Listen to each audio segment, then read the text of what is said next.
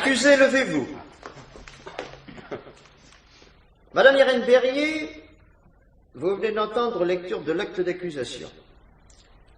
Vous êtes accusé d'avoir tué votre mari, Frédéric Berrier, le dimanche 24 juin 1962, de 2 balles de revolver. Persistez-vous à affirmer qu'il s'est suicidé? Oui. Oui, Monsieur le Président. Mais en vérité, cette affaire est le rebondissement d'une autre affaire que je dois évoquer. Si pénible que cela soit pour vous, madame. Les faits remontent au printemps de 1961. Vous étiez mariée depuis 10 ans. Vous étiez heureuse. Je croyais avoir toutes les raisons de l'être, oui. Donc vous l'étiez. Et puis, brusquement, vous avez eu la révélation de la véritable conduite de votre mari. Et cela dans des circonstances particulièrement douloureuses. À votre insu, Frédéric Berrier avait eu de multiples liaisons. Il fréquentait alors une très jeune fille. Et l'une de ses anciennes maîtresses, Florence Vanier, a tiré par jalousie sur le couple, blessant très grièvement votre mari et tuant la jeune fille. La meurtrière a été jugée et condamnée. Ceci est une autre affaire. Revenons-en à vous. Le drame, il n'y a pas d'autre mot, vous bouleverse. Vous déclarez avoir toujours eu pleine confiance en votre mari, n'avoir même jamais pensé que son métier lui donnait toute facilité pour mener double vie. Il était, n'est-ce pas, agent médical et représentait un grand laboratoire dans plusieurs départements. C'est exact, Monsieur le Président. En apprenant la nouvelle, vous avez eu une première réaction, disons, très mauvaise. Il y a des témoins. Parlant de votre mari, vous vous exclamez « Dommage qu'elle l'ait raté ». C'est possible, je ne sais plus. Cependant, par la suite, vous vous montrez parfaite. Atteint à la tête, votre mari reste près de 3 mois dans le coma à l'hôpital. Vous manifestez une grande joie quand vous apprenez qu'il sera sauvé. Oui, je ne voulais pas le perdre, Monsieur le Président. J'espérais que cette aventure lui servirait de leçon. Tous les témoignages concordent. Médecins, infirmières le répètent, vous êtes, je lis dans le rapport, vous êtes admirable de dévouement. Quand Frédéric Berrier est transporté en clinique, vous passez auprès de lui le plus clair de votre temps. Enfin, votre mari rentre chez vous dans votre propriété de Villereine, dans la Seine, en mars 1962, soit 1 an après le drame. Vous êtes généreuse, vous avez tout pardonné. Vraiment? Oui. Oui, ça me paraissait tout naturel. Et puis, pour ma petite fille, il fallait... Or, 3 mois après ce retour, en votre absence, votre mari est trouvé seul chez lui par une voisine, 2 balles dans le cœur. Vous prétendez qu'il s'est tué. Mais tout porte à croire que c'est vous qui avez tiré les 2 coups de revolver. Et vous êtes inculpé d'assassinat. Voyez-vous quelque chose à ajouter? Non, Monsieur le Président. Une question, maître? La défense? Aucune pour l'instant, Monsieur le Président. Je dois maintenant, madame, parler de votre passé, même si le rappel de certains souvenirs vous est pénible. Il faut que messieurs les jurés sachent qui ils ont à juger. Vous êtes né à Chartres le 10 juin 1931, dans un foyer extrêmement heureux. Vous êtes enfant unique. Votre mère ne travaille pas et vous élève sans difficulté dans des principes moraux solides, mais sans rigueur excessive. On a retrouvé 2 de vos institutrices qui ont fait de vous le portrait d'une fillette douce, intelligente, très franche et spontanée, douée pour l'étude. Malheureusement, un deuil vous frappe. Vous aviez 10 ans quand votre père meurt dans un accident de chasse. C'est pour vous un choc terrible. Oui. J'adorais mon père, Monsieur le Président. 2 ans plus tard, votre mère se remarie. Et vous manifestez une vive hostilité à votre beau-père. On vous met interne dans une pension. Vous vous repliez sur vous-même et donnez tout entière à vos études pour devenir professeur d'anglais. Mais, à 19 ans, vous rencontrez Frédéric Berrier. Il a 23 ans, vous l'aimez, et votre entourage s'étonne de vous voir changer complètement tant vous êtes heureux. Oui, oui, c'est exact, oui. Et j'ai abandonné mes études pour épouser Frédéric. C'est cela en 1951. Oui. Une petite fille née, Marie-Claire. Oui. La situation financière de votre ménage est bonne. Vous êtes, vous, une épouse irréprochable. 10 années s'écoulent ainsi, et on rejoint alors le premier drame. Je ne parle pas de l'examen du psychiatre qui vous a vu à diverses reprises, nous entendrons tout à l'heure sa déposition. Sur le curriculum vitae de l'accusé, messieurs, pas de questions? Monsieur l'avocat général? Aucune question, Monsieur le Président. Venons-en au moment où Frédéric Berrier est rentré à votre domicile guéri de ses blessures, aux 3 mois qui ont précédé sa mort et au jour même de cette mort. Vous avez déclaré, madame, qu'à son retour de clinique, que votre mari n'était plus le même. Qu'entendez-vous par là? Bien, il était devenu très amer, très irritable. Il me parlait avec brusquerie. Lui qui était autrefois si gentil. Mais il avait été très touché. Je vois qu'il avait été blessé aussi à la jambe et qu'il lui en restait une claudication légère. Oui, il en souffrait. Il devait se trouver moins séduisant et se sentir en état d'infériorité.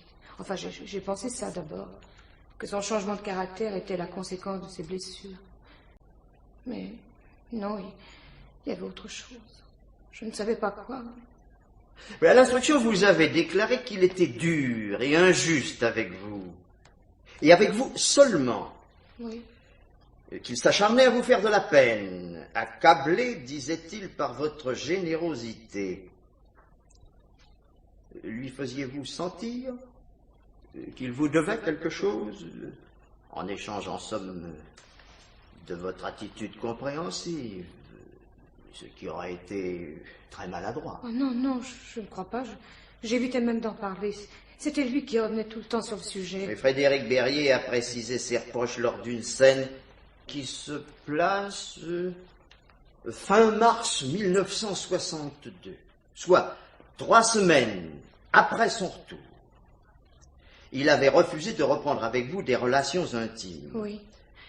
Oui, mon mari avait prétexté sa grande fatigue pour s'installer dans une autre chambre. Vous décidez d'éclaircir la situation. Vous lui demandez calmement, dites-vous, explique-toi, Frédéric, dis-moi ce qui ne va pas. C'est exact, Monsieur le Président. Et il m'a répondu, mais tout va très bien, qu'est-ce qui te prend, de quoi t'inquiètes-tu? Oui. Excusez-moi, je poursuis. Vous ne comprenez pas que tout puisse aller bien dans ces conditions. Il vous réplique, c'est vous qui avez rapporté ces paroles. Est-ce qu'enfin tu te mettrais à être un peu jalouse? Et il ajoute avec cynisme, ce serait normal d'ailleurs, après tout ce que tu as appris sur mon compte, je ne comprends pas que tu ne sois pas toujours en train de me soupçonner. Vous êtes tellement surprise que vous ne savez quoi lui répondre. Je ne pouvais pas comprendre qu'il m'excite lui-même à la jalousie. Oui, maître, la partie civile. Une question, Monsieur le Président. Je voudrais savoir s'il y a eu un ou des témoins de cette scène. Non. Non, maître, comment voulez-vous? Voilà qui est très fâcheux. La défense. Merci, Monsieur le Président. Messieurs, il y a eu un témoin. Une petite fille, Marie-Claire. Marie-Claire, hélas, a suivi la scène derrière la porte où sa mère l'a trouvée en sortant. L'enfant était si bouleversé qu'elle a fait une crise de larmes. Un témoin qui ne compte pas, certes, mais un témoin quand même, maître Boisguérin. Au cours de cette même scène, madame, votre mari vous annonce sans aucune gêne qu'il aura des maîtresses, qu'il ne peut s'en empêcher. Il ajoute: il faudra bien que tu t'y habitues. C'est exact. Il m'a dit ça et puis que je lui étais devenue odieuse. Il a crié: quand je te vois devant moi, ça me rappelle que je devrais avoir des remords et je n'en ai pas. Je ne savais plus quoi lui répondre. En effet, vous ne semblez pas avoir eu le comportement ferme qui aurait convenu. Par la suite, votre mari revient sur la question. Oui, c'était comme un refrain. Il me harcelait tout le temps. Puis un jour, il insinue que votre attitude compréhensive cache peut-être quelque chose de louche. C'est ici l'instant de parler de votre cousin Claude Granger, qui vous a donné son appui pendant l'année que votre mari a passée en convalescence, n'est-ce pas? Tout ce temps-là, oui. Mon cousin m'a aidé de son affection, de ses conseils. Je ne sais pas ce que je serais devenue sans lui. Et je ne crains pas de le dire parce que je n'ai rien à me reprocher. Oui, nous entendrons tout à l'heure monsieur Claude Granger. Monsieur l'avocat général, une question? Oui, monsieur le président. Je voudrais savoir si l'accusé voyait souvent son cousin. Accusé, voulez-vous répondre à la question de monsieur l'avocat général? Presque tous les jours. 1 heure ou 2. Chez lui? Oui, chez lui. Puis quelquefois chez moi, à Villereine. Claude venait... Alors que vous passiez, paraît-il, le plus clair de votre temps à la clinique. Si j'ai eu le courage de supporter les heures de la clinique, c'est parce que je pouvais respirer un peu. Penser à autre chose. Parler d'autre chose en compagnie de Claude Granger. Sans crainte de vous compromettre. Vraiment. Mais pourquoi aurais-je eu peur, puisque je ne faisais rien de mal? La défense? Je me réserve, monsieur le président, de répondre en temps opportun à la supposition calomnieuse de monsieur l'avocat général. Cette supposition, maître, la victime l'a faite aussi. Et il était parfaitement légitime que Frédéric Berrier se posât la question. Il n'a pas fait que se la poser. Et je poursuis le rapport. Frédéric Berrier, vous l'avez prétendu, madame, ironise à perte de vue sur vos relations avec votre cousin. Oui, c'est vrai. Il fait allusion à cette possible liaison un soir à dîner devant son meilleur ami, Jacques Le Breton, qui déposera tout à l'heure. Oui. Vous êtes outré. Oui. Oui. Oui, vous vous considérez accusé à tort et maintenant vous vous révoltez. Oui. Ce sont, avez-vous dit, des discussions sans fin, des disputes même, dont le bruit parvient à votre voisine, Madame Quentin. Oui, je me rendais compte que ça ne faisait qu'envenimer les choses, mais on ne peut pas toujours subir et accepter. C'était trop. Et c'est à ce moment que vous achetez un revolver. Non, monsieur le président. Enfin, oui, mais c'est... C'est-à-dire, monsieur le président, que Frédéric Berrier fait acheter un revolver à sa femme. Ce n'est pas la même chose. Vous répondez à la place de votre cliente sur une question aussi capitale parce que vous la voyez embarrassée, maître. Procédé inqualifiable. Monsieur l'avocat général, je suis là pour aider l'accusé. La vérité paraît quelquefois si invraisemblable qu'elle l'embarrasse. Procédé inqualifiable. Voilà qui est injurieux à mon égard, je n'emploie même pas un procédé. Je fais ce que je dois faire. Mais en agissant de cette façon, vous nous privez d'une réaction essentielle de l'accusé. Voilà dépassé le moment où, peut-être, elle aurait dit la vérité. Mais la vérité, elle l'a déjà dite. Frédéric Berrier lui a fait acheter une arme. Mais encore faudrait-il le prouver. Donc, madame, voulez-vous nous dire dans quelles circonstances votre mari vous aurait fait acheter ce revolver? Eh bien, il y avait eu plusieurs cambriolages dans notre quartier. Certains, la nuit, les occupants des villas étant chez eux. Alors, Frédéric m'a dit, il faudrait avoir une arme ici, on ne sait jamais. Et il a ajouté, tu devrais déposer une demande d'autorisation au commissariat. Je ne comprenais pas pourquoi, justement, moi. Je lui ai dit, il a prétendu qu'il pouvait justifier une demande personnelle puisqu'il avait été victime d'une tentative d'assassinat. Mais il ne voulait surtout pas attirer l'attention. Et puis, enfin, je ne sais plus quoi encore. Oui, c'est ce que vous avez déclaré à l'enquête. Comme Frédéric Berrier avait repris ses activités... C'est ça. Il restait absent parfois 3 ou 4 jours. Alors, je pouvais donner comme raison que j'avais peur toute seule la nuit avec une enfant dans une grande maison. C'était une bonne précaution. Alors, je lui ai demandé ce qu'il fallait faire. Je pensais que probablement une autorisation maritale était nécessaire. Et Frédéric m'a assuré que non. Et puis j'ai remarqué, moi, qu'il était bien renseigné sur la question. Il a haussé les épaules. Enfin, vous faites votre demande, vous obtenez le permis, et vous présumez, dites-vous, que votre mari achètera l'arme lui-même. Je n'y connaissais rien. Il a prétendu s'en être occupé chez un armurier de la rue de Lyon à Paris. Et il m'a dit de prendre un Browning 635. Il m'a donné le prix approximatif. Et vous êtes allé acheter le revolver le 17 avril. Oui, Monsieur le Président. Frédéric avait prévenu l'armurier que je passerais. Enfin, il me l'avait affirmé. Mais l'armurier ne s'en est même pas souvenu. C'est exact, il l'a confirmé à l'enquête. Oui, c'est ça. Il ne s'est pas souvenu d'avoir reçu un client lui annonçant la visite de sa femme. Cependant, vous achetez l'arme. Oui, mais oui, comme j'avais le permis, c'était tout simple. Mais voyons, vous n'avez pas été surprise que l'armurier n'ait pas vu votre mari? Logiquement, il me semble. Un peu, oui, Monsieur le Président. Si, j'étais un peu surprise, et puis j'ai pensé que j'avais dû me tromper de magasin, comme il y en a plusieurs dans le quartier. C'est d'ailleurs, avez-vous déclaré ce que vous a répondu votre mari quand vous lui avez rapporté le fait? J'ajoute que l'enquête menée dans les différents magasins du quartier n'a donné aucun résultat. Pas un armurier, à qui l'on a montré la photo de Frédéric Berrier, n'a pu le reconnaître. Je ne sais pas, je n'ai pas compris. La partie civile? Une question, maître? Oui, Monsieur le Président. Cette histoire de revolver me paraît un peu compliquée. J'aimerais savoir si quelqu'un pourrait la confirmer. Non, personne. Quel dommage pour vous, madame. Vous auriez très bien pu avoir toute seule l'idée d'acheter une arme, non? Oh non, ce n'est pas une idée qui me serait venue. J'ai toujours eu peur des armes. Seulement, je trouvais bonne l'idée de Frédéric. Par prudence, je me disais que si un voleur entrait dans la maison, je ne saurais même pas... Non, je ne saurais même pas tirer. Mais la menace suffisait peut-être. Il paraît que vous avez quand même appris à tirer, Irène Berrier. La défense? Et c'est heureux, maître Boisguérin. À quoi servirait de posséder un revolver pour se défendre si on ne sait pas l'utiliser? Mais savez-vous qui a donné à Irène Berrier une leçon? Eh bien, son mari, lui-même. Vous avez déclaré, madame, que Frédéric Berrier avait beaucoup insisté pour vous expliquer le maniement du Browning. C'est exact, oui. Il a tenu à ce que je l'accompagne dans le jardin et il m'a montré.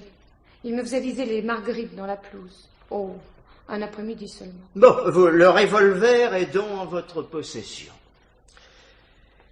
Vous le placez à votre portée? Mon mari m'a conseillé de le ranger dans le secrétaire, au premier étage. Oui, dans un petit salon-bureau attenant à votre chambre. Oui, qui séparait nos 2 chambres. En cas d'attaque, il était facile de le prendre là. Bien. Frédéric Berrier se plaint à son ami Jacques Le Breton, disant que vous cherchez à vous débarrasser de lui.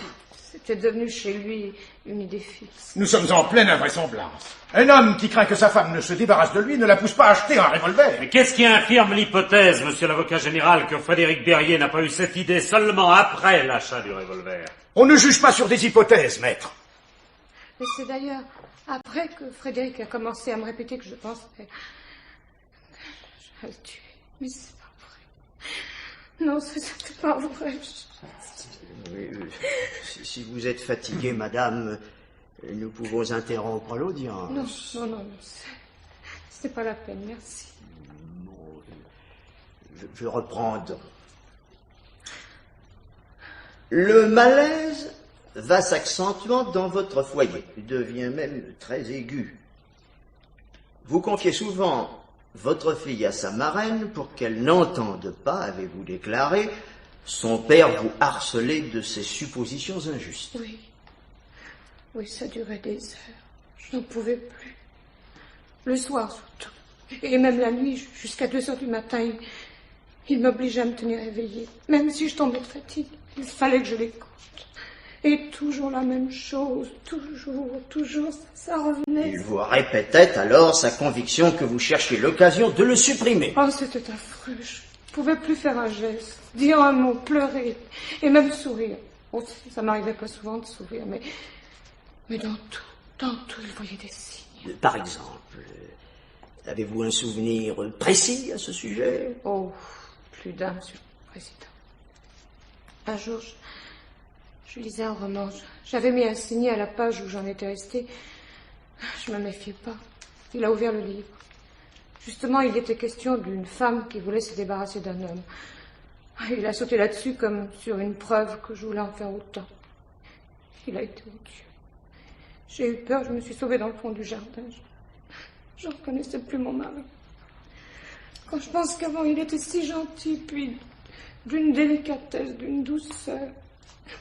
Il n'oubliait jamais un anniversaire. C'était des fleurs, des cadeaux. Alors pourquoi? Je ne comprenais plus. Pourquoi il me persécutait comme ça?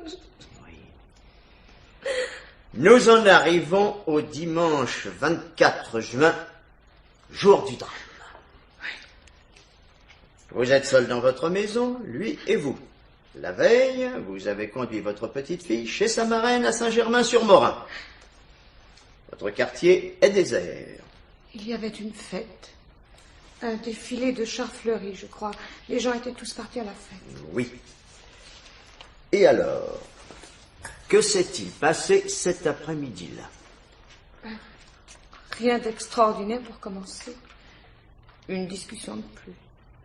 À propos de quoi? Il faisait très chaud. Je m'étais allongée sur mon lit pour une sieste après le déjeuner. Je me suis endormie, puis je me suis réveillée aux environs de 3 heures. La maison était calme. Je n'entendais rien. Je pensais que Frédéric dormait aussi, ou bien qu'il était sorti. Et puis j'ai entendu à côté comme des bruits de papier remué. Vous vous êtes levé? Oui, Vous êtes entré dans le petit bureau-salon. oui. Votre mari était là. Il avait ouvert le secrétaire et en avait sorti des liasses de papier en désordre. Oui. Vous lui avez demandé ce qu'il faisait, il vous a répondu du nettoyage par le vide. C'est exact, Monsieur le Président. D'abord, j'ai été contente parce que j'ai reconnu des coupures de journaux sur l'affaire Florence Vanier. Je lui ai dit, c'est bien ce que tu fais là. Quand tu seras débarrassé du souvenir de cette sale histoire, tout ira mieux, j'en suis sûre. Frédéric Berrier a ricané, dites-vous, sans que vous puissiez comprendre, car il parlait entre ses dents. Et c'est là qu'il a jeté par terre un gros paquet de lettres et de photos. Mes lettres, mes photos, toute notre correspondance du temps où nous étions fiancés. C'était, avez-vous dit, comme s'il vous avait frappé. Il continuait à ricaner. Il vous a lancé des lettres d'amour. Allez au feu. Quand je pense que j'ai été assez bête pour garder tout ça, ce qu'on peut être cloche d'attacher de l'importance à toute cette salade sentimentale. La prétention de tout détruire, jointe à sa façon méprisante et vulgaire de s'exprimer, vous a mis en colère. C'est du moins ce que je lis au rapport. Et je me dois de faire remarquer en passant, madame, que nous ne possédons de cette dernière scène qu'une seule version, la vôtre. Enfin, Digné, vous vous opposez à la destruction de ces papiers. Vous dites que ce serait tout renier sans raison, à moins que tu n'aies besoin de la place pour d'autres lettres. C'est exact. Frédéric m'a répondu qu'il avait une nouvelle liaison. Vous vous jetez sur les lettres, il veut vous les arracher, vous luttez. Le revolver était là dans le secrétaire.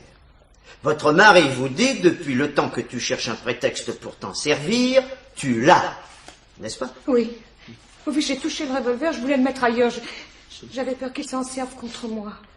D'abord, à l'enquête, vous aviez dit que votre mari vous l'avait mis dans la main. Je ne sais plus. Je ne savais plus. Je cherchais à me rappeler. Mais je suis certaine de l'avoir touché. La partie civile, une question? Une remarque plutôt, Monsieur le Président. Je suis navré que la grande mémoire de l'accusé trébuche sur un point aussi important. Rappelez-vous, Irène Berrier, vous avez pris le revolver dans votre main. Non. Enfin, je ne sais plus. Il y a 16 mois de ça. Il y a 16 mois, c'est vrai. Mais vous avez eu tout le temps depuis pour vous remémorer la scène, madame. Nous ne vous prenons pas au dépourvu. Vous croyez habile de laisser planer un doute pour expliquer cependant la présence de vos empreintes à côté de celle de votre mari. Irène Berrier, vous avez saisi le revolver et vous avez tiré. Non!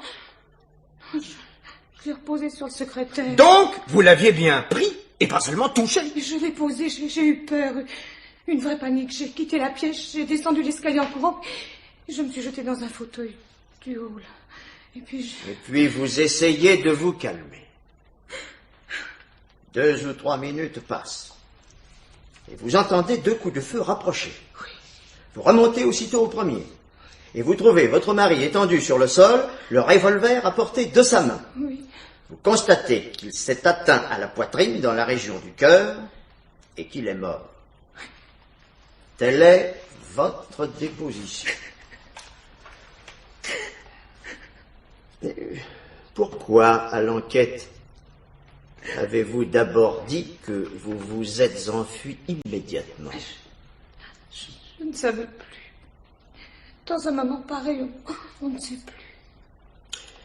Oui, les enquêteurs vous ont appris qu'on avait relevé vos empreintes au rez-de-chaussée, dans la cuisine. L'empreinte de vos doigts très légèrement tachée de sang sur un verre resté sur la paillasse à côté de l'évier. Puis au premier, sur le rabat du secrétaire, sur la crosse du revolver. Et enfin, dans la salle de bain voisine de votre chambre, sur le rebord du lavabo. L'importance des traces de sang décroissant, j'insiste bien, d'un objet à l'autre et selon l'ordre que je viens de donner. Nous entendrons le rapport de l'expert qui a examiné vos empreintes et a établi pour chacune d'elles un nombre de points d'identification supérieur au chiffre de 17 exigé en France. C'est seulement après avoir eu connaissance de ces découvertes que vous avez reconnu ne pas être parti tout de suite. Je l'ai dit, je suis allée dans la salle de bain me laver les mains. Pourquoi vous lavez les mains? Et pourquoi ne pas l'avoir dit tout de suite à votre premier interrogatoire? Je ne pensais pas que ça avait tellement d'importance. Et puis je le répète, je ne savais plus ce que j'avais fait. Et le verre? Dans la cuisine? J'avais très soif, j'ai bu de l'eau. Maître, vous avez la parole. Je pense que maintenant, à tête reposée, l'accusée se rappelle ce qu'elle a fait. Pourquoi, quand son mari se suicide, elle a du sang sur la main? Et pourquoi l'on retrouve la trace de ses doigts ensanglantés sur le revolver? En tant qu'avocat de la partie civile, je représente Irène Berrier, le frère de votre mari, votre beau-frère. Cet homme veut la vérité. Maître Giquel? Irène Berrier a été prise de panique devant le corps inerte de son mari. Vous n'ignorez pas, messieurs, que dans cet état, on peut faire certains gestes dont on ne se souvient pas. Comme c'est facile de ne pas se souvenir. Selon le rapport, madame, vous auriez touché la chemise de votre mari. Oui, c'est exact. Je me suis penchée, j'ai voulu secouer doucement Frédéric. Et il y avait juste un petit peu de sang sur la chemise. Pas assez pour que je me tache la main, probablement. Du moins, je le suppose, je ne me suis pas rendu compte. Mais l'empreinte sur le revolver? Je m'en souviens, je l'ai vu par terre, près de la main de Frédéric. Vous l'avez vu ou vous l'avez mis? Je l'ai vu. De ça, je me souviens bien. J'ai failli le prendre, un geste réfléchi, et puis j'ai pensé qu'il ne fallait pas le changer de place. Vous l'avez prétendu. Mais alors, vous y aviez déjà porté la main. C'est bien ça? Oui, monsieur le président. Les traces sur le rabat du secrétaire. Comment expliquez-vous leur présence? Je ne sais pas, j'ai dû m'appuyer. Je vais vous rafraîchir la mémoire. Vous êtes d'abord descendu, affolé. Vous aviez très soif, vous avez bu de l'eau dans la cuisine. Vous êtes remonté dans le bureau. Là, vous avez vu sur le rabat du secrétaire le revolver que vous avez posé après avoir tiré les 2 coups. Non. Vous l'avez pris et placé sur le tapis près de la main de votre mari. Ensuite, vous êtes allé vous laver les mains au lavabo de la salle de bain. Voilà l'enchaînement des faits. Non, je suis partie. J'aurais pourtant voulu faire quelque chose, rester là, mais je pouvais pas. Mes jambes s'en allaient toutes seules. C'est possible, vous êtes parti, oui. Mais après avoir fait ce que je viens de dire. Enfin, c'est ce que vous présumez, maître. Monsieur l'avocat général me l'a fait remarquer tout à l'heure. On ne juge pas sur des hypothèses. Enfin, madame, vous êtes sortie de la maison. Votre voiture était dans la rue devant le portail. Rien n'avait bougé dans le quartier. Un voisin un peu éloigné, qui se reposait dans le fond de son jardin, a déclaré à l'enquête avoir entendu 2 coups sourds et rapprochés, et son chien aboyer. Il a cru un éclatement de pneus ou de pétard, puisque c'était fait. Il ne s'est pas dérangé. Non, je suis partie sans voir personne. Bon, vous bondissez au volant, sans fermer aucune porte, vous fuyez. Monsieur l'avocat général? Et vous trouvez, Irène Berrier, que c'est un réflexe normal pour une femme dont le mari vient de se suicider? n'avez pas eu l'idée d'appeler un médecin, ne serait-ce que pour vous assurer qu'il était réellement mort, qu'il n'y avait plus rien à tenter. Vous étiez certaine de la mort? Monsieur l'avocat général, l'accusée n'a pas hésité à parler de cette fuite immédiate qui joue contre elle. Je vous demande d'en tenir compte. Cela ne résout pas la question. Quelle heure était-il quand vous avez quitté votre maison, madame? Environ 15h30, Monsieur le Président. Enfin, je crois, je ne me rendais plus compte de l'heure. Et vous n'êtes arrivé à Saint-Germain-sur-Morin chez votre amie, la marraine de votre fille, que vers 19h. Il ne faut pas 3h30 pour faire 30 kilomètres en voiture. Entre-temps, qu'avez-vous fait? Je me suis arrêtée plusieurs fois. J'ai marché dans la campagne pour calmer mes nerfs, pour réfléchir. Oui, pour réfléchir à la meilleure façon de masquer votre crime. Et bâtir l'histoire que vous n'avez cessé de répéter depuis. Non. Non, je me demandais si j'avais le droit de compliquer la vie de mon amie en allant chez elle. Vous êtes arrivé enfin chez madame Martine Perronnet, qui a été extrêmement surprise et bouleversée de vous voir dans un état épouvantable. Ce sont ses propres mots. Dans la nuit seulement, vous lui avez dit « Frédéric s'est tué. Il s'est tiré un coup de revolver. » Puis vous avez ajouté « C'est moi qui l'ai tué. » C'est vrai, Monsieur le Président. Mais ce n'est pas tout ce que j'ai dit. Certes. Dans une crise de larmes, vous avez ajouté « Je n'ai pas eu assez de patience. Il s'est tué parce que je n'ai pas pu le supporter tel qu'il était devenu. Il s'est tué à cause de moi. » Oui. Au matin du lundi seulement, votre voisine, Madame Quentin, a découvert le corps. En fait, il avait déjà été découvert une première fois par votre cousin Claude Granger, qui est passé à la villa le dimanche vers 18h. On me l'a dit, oui. Votre cousin est rentré chez lui comme si rien ne s'était passé. Ce qui paraît assez étrange. Vous l'aviez prévenu? Prévenu? Oh non. Non, il est venu par hasard. Le lundi matin, donc, Madame Quentin a alerté la police, à qui elle a donné l'adresse de Saint-Germain. Les enquêteurs vous ont alors retrouvé chez votre ami et vous ont appris l'événement. Cette nouvelle ne parut pas vous surprendre, et pour cause. Votre fuite, votre comportement vous ont rendu suspecte. Vous mentiez sur vos heures de départ et d'arrivée. J'étais épuisée, je ne savais plus ce que je disais. De l'examen du médecin légiste et des constatations de l'expert en balistique, il ressortit que Frédéric Berrier avait pu difficilement se faire lui-même les blessures qu'il le présentait. Nous entendrons leur rapport tout à l'heure. Vous êtes inculpé. À l'instruction, vous fléchissez. Vous faites le même aveu qu'à votre ami. C'est moi qui l'ai tué. Précisant même, c'est moi qui ai tiré, n'est-ce pas? Oui, Monsieur le Président, c'est possible. Et ce n'est pas la même chose. C'est moi qui ai tiré. Ne vous permettez plus l'équivoque sur laquelle vous avez continué à jouer, cependant, car vous vous êtes rétracté. J'ai dit n'importe quoi. J'étais tellement fatiguée. Je voulais qu'on me laisse tranquille, que ce soit fini. Vous avez répété, je voulais dire, Frédéric s'est tué à cause de moi. C'est bien exact. C'est très important, madame. Oui, je ne m'en souviens plus. Une remarque, si vous me le permettez, Monsieur le Président. Notez-le, messieurs de la Cour, messieurs les jurés, l'accusé ne se souvient jamais de ce qui est capital. Et nous continuons à n'entendre que sa version des événements. Par bonheur pour les honnêtes gens, Irène Berrier, la vérité éclate toujours, tôt ou tard. Accusé. Monsieur le Président? Très fermement. Je vous invite, madame, à ne pas vous obstiner dans votre système de défense. Il est grand temps, si vous avez menti, d'avoir un mouvement de franchise. Cette franchise que l'on nous a présentée comme une qualité majeure de votre enfance. La Cour a besoin d'entendre cet aveu de votre bouche. Avez-vous tiré les 2 coups de revolver qui ont tué votre mari? Non. Non, ce n'est pas moi. Je ne veux pas. Monsieur l'avocat général, Je pose la même question, Monsieur le Président. la partie civile? Moi aussi, je la pose. La défense, maître Giquel? Irène Berrier a répondu. Pour ma part, je n'ai rien à ajouter, Monsieur le Président. Alors, nous allons procéder à l'audition des témoins. Mais d'abord, le médecin expert, le docteur Lamotte, est-il arrivé? Docteur! Docteur Clément Lamotte, 45 ans, expert psychiatre. Vous n'êtes pas parent de l'accusé, vous jurez de rendre compte de vos constatations et recherches en votre honneur et conscience? Je le jure. La cour vous écoute, docteur.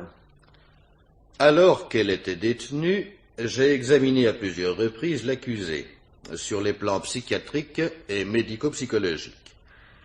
J'ai eu d'abord devant moi une femme accablée, se reprochant surtout de n'avoir pas su comprendre son mari. Madame Berrier m'est apparue comme très sentimentale, avec, en matière de sentiments, des idées toutes faites, admises sans discussion, et prouvant qu'elle avait assez peu le sens des réalités dans le domaine de la sexualité. Et vous pensez, docteur, que son développement affectif a pu être perturbé dans son enfance? Lors du décès de son père, puis du remariage de sa mère, c'est certain, Monsieur le Président. L'agressivité qu'elle a manifestée alors à son beau-père entre 12 et 13 ans s'est étendue aux autres hommes et au monde en général. Ce beau-père, qui la punissait à tort et à travers, est demeuré pour elle le symbole de l'injustice et de la dureté. Mise en pension, elle a cessé de se rebeller et a opéré un repliement sur elle-même. Son hostilité devient alors passive et s'accompagne temporairement d'une incapacité à reconnaître ses fautes. Elle s'absorbe avec passion dans ses études, puis tout est rentré dans l'ordre quand elle s'est sentie aimée par Frédéric Berrier et qu'elle l'a aimé. Le conflit a été résolu à ce moment-là, tout naturellement. La partie civile, une question? Oui, Monsieur le Président. Docteur Lamotte, pourriez-vous nous dire si l'accusé vous a donné l'impression de s'emporter facilement? Non, pas facilement. Ses colères sont accidentelles, très rares, et de son propre aveu, terribles, comme il arrive chez les sujets habituellement doux. Non, rien de pathologique dans son cas. Maître Giquel? J'aimerais savoir si Irène Berrier a donné au médecin expert une impression de franchise. De franchise. Oui, c'est certainement dans la vie courante une personne très franche. Très obstinée aussi. Je sais qu'on la considère comme une meurtrière qui n'a pas avoué.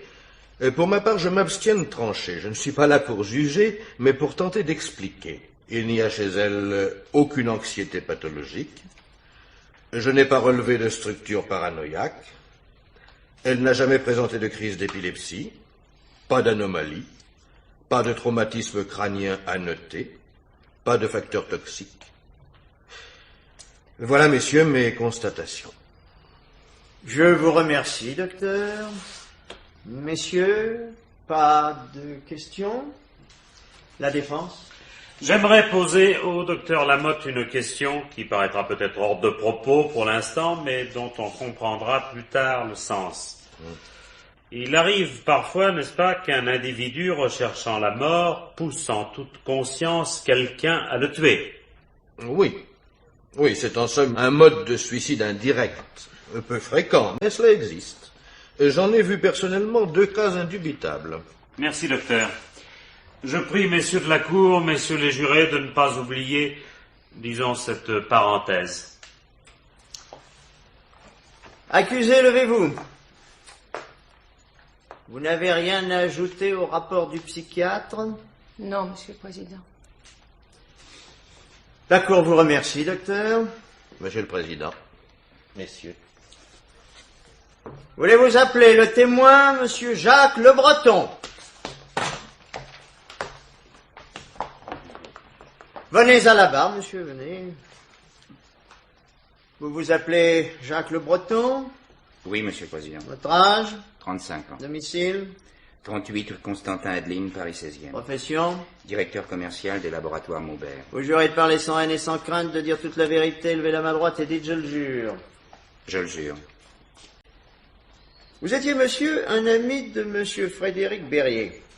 De la victime, oui, Monsieur le Président. De la victime? Pour moi, le crime ne fait aucun doute. Voulez-vous dire à la cour ce que vous savez? Rien sur ce qui s'est passé le dernier jour, évidemment. Je n'ai été surpris qu'admis par l'événement.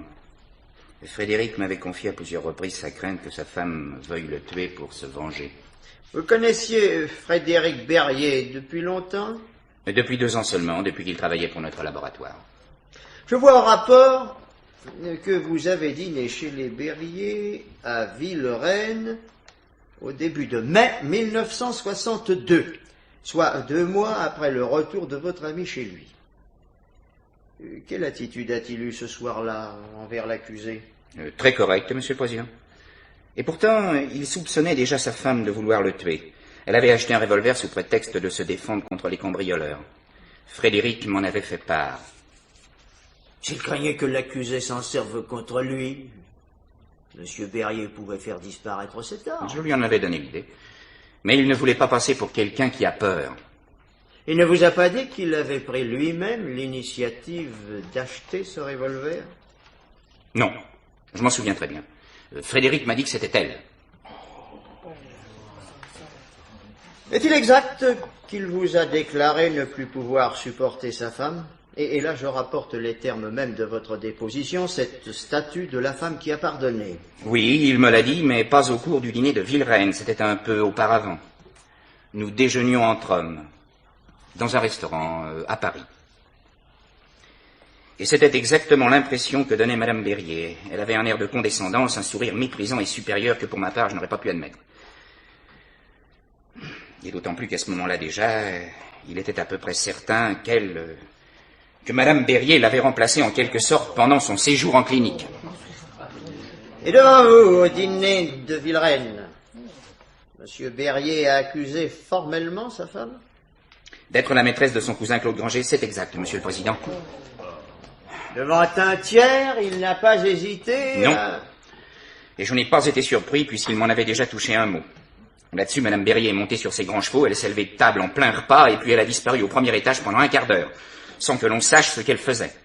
Au premier étage, dans le bureau où se trouvaient le secrétaire et le revolver. Il m'a semblé, d'après le bruit de ses pas, je ne puis rien affirmer. Monsieur l'avocat général? Je voudrais que le témoin nous dise s'il avait l'impression que Monsieur Berrier persécutait sa femme. Persécuté? Non. C'est un bien grand mot. Non, pas précisément. Pas en ma présence, en tout cas. Je comprends pourquoi cette question m'est posée. Mais Frédéric était un homme parfaitement normal. Nous tous qui le connaissions dans son travail, nous l'estimions très équilibré. Ce n'est pas parce qu'il avait fait quelques séances de psychothérapie qu'il faut le considérer comme un détraqué. On peut consulter un médecin de l'âme, par curiosité. Plus encore que par nécessité, c'était son cas, je pense. Ah ah. Monsieur Berrier avait consulté... qui, un psychanalyste?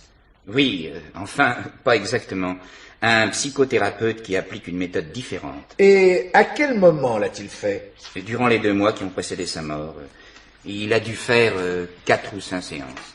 La défense? Le témoin sait-il s'il était le seul à avoir reçu confidence de Frédéric Berrier à ce sujet? Je l'ignore. Vous mais ne devez pas vous adresser directement aux avocats, monsieur. Tournez-vous vers la cour. je vous demande pardon. Il est possible que mon ennemi n'en ait pas parlé à d'autres personnes. On est en général très discret sur ces choses-là. Il m'avait donné incidemment l'adresse du médecin pour le cas où je voudrais le consulter moi-même. Et le témoin connaît-il ce médecin? Il serait possible d'avoir son adresse? Oui, probablement. Je dois encore l'avoir chez moi. Très bien, je vous remercie. Madame Irène Berrier, connaissiez-vous ce fait? Non, Monsieur le Président, je suis très surprise. C'est la première fois que j'entends parler de ça. Plus de questions, messieurs? Non? Vous pouvez demeurer dans la salle, monsieur. La cour vous remercie.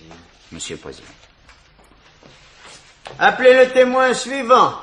Madame Maria Quentin. Approchez, madame, approchez. Vous vous appelez Maria Quentin, née Petitson. Votre âge? Oui, Monsieur le Président. J'ai 61 ans et j'habite 18 avenue Gallieni à Villerennes. Profession?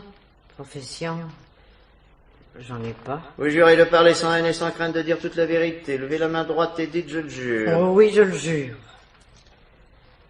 Dans la propriété de Monsieur Berrier, il y a un ancien petit pavillon de gardien qui vous est loué depuis longtemps. Oh, déjà, du temps des parents de Monsieur Frédéric, alors c'est vous dire que je l'ai connu tout petit, vu mon âge à moi.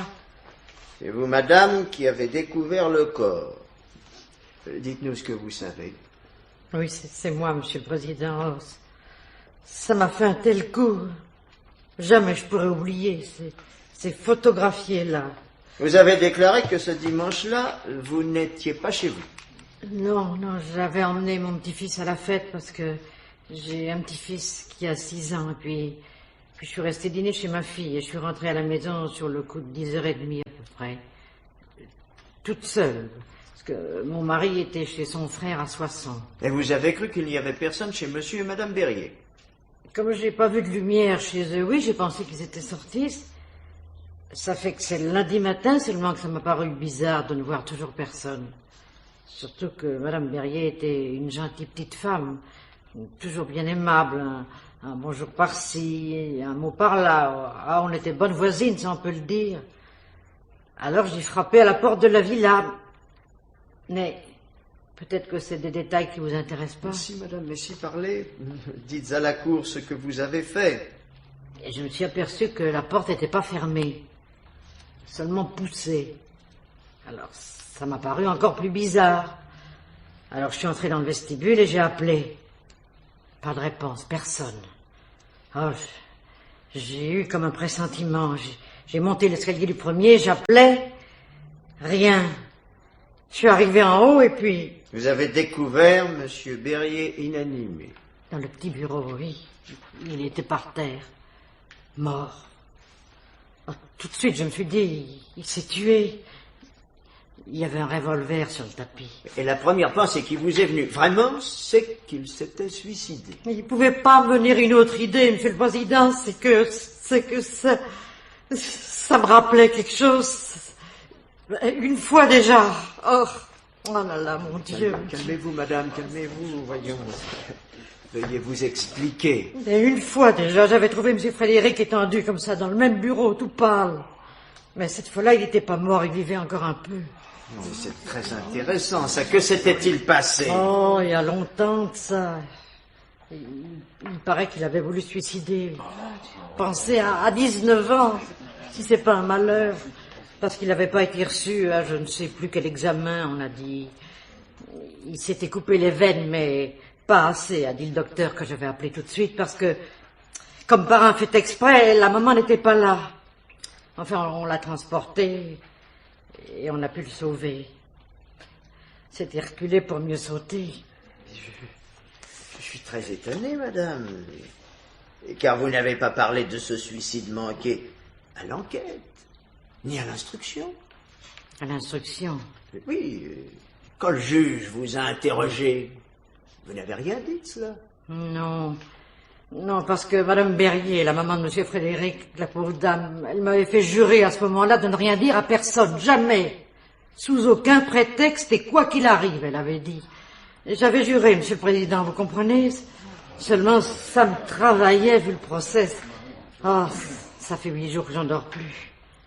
J'ai raconté à mon mari et il m'a dit que la dame était morte et qu'il fallait dire toute la vérité. Mais certainement, c'est très important, madame. Oui. Cette tentative donne plus de poids à la version présentée par l'accusé. Donc, le lundi matin, vous avez découvert le corps de Frédéric Berrier. Et puis, qu'avez-vous fait? Vous avez prévenu la police? Je me suis précipitée sur le téléphone, pensez. Ces messieurs sont arrivés très vite, ça faut le reconnaître. Et je leur ai expliqué. Je voulais prévenir Madame Irène, mais je savais pas où. Enfin, l'idée vous est venue que l'accusé avait pu se rendre chez la marraine de sa fille. Oui, je me suis dit qu'elle avait dû y partir tout de suite après le déjeuner du dimanche, ça lui arrivait. Et j'ai donné l'adresse à messieurs les policiers. J'ai cru bien faire, pas?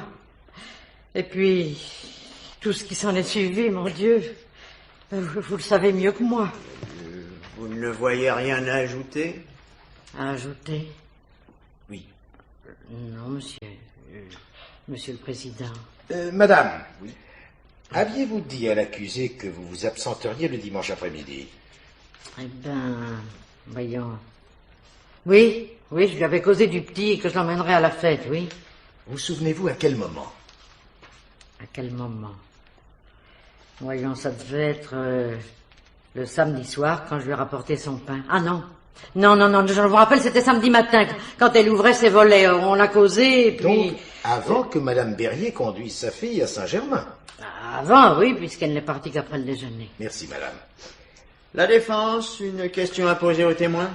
Je voudrais savoir, Monsieur le Président, si le témoin, en découvrant le corps de Frédéric Berrier, a pensé que Madame Berrier avait pu tuer son mari. Oh non, jamais. Oh, ça alors, non. Personne si douce, si bonne. Non. Monsieur le Président, ma cliente est extrêmement fatiguée. Je propose que l'audience soit suspendue. Messieurs, Madame Maria Quentin, vous ne voyez rien à ajouter? Oh, si, que le contraire m'aurait pas étonné, que Madame Irène ait été tuée par Monsieur Frédéric parce qu'un homme qui vivait comme il vivait, qui avait déjà eu des histoires et puis tout, mais il faut s'attendre à n'importe quoi. Mais Madame Irène, non. Oh, non, je me ferai jamais à cette idée. Non, c'est pas possible, j'y crois pas. Oh, je n'en peux plus. Je n'en peux plus. Bon, plus de questions, messieurs? Madame, la Cour vous remercie. Vous pouvez demeurer dans la salle. Oui, Monsieur le Président. Garde, faites retirer l'accusé. L'audience est suspendue.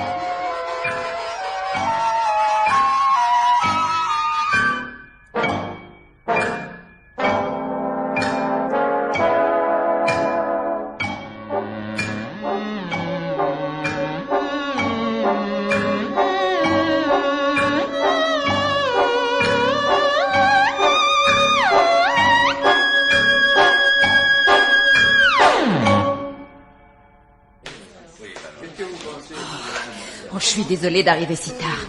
Vous allez pouvoir me trouver une place? Ah, ça c'est pas facile. Attendez, mais c'est que les affaires passionnelles attirent la grande foule. Tenez, venez par là. Oh, je me consolerai jamais d'avoir manqué tout le début de l'audience. Dites-moi, c'est bien Rollin qui est au ministère public?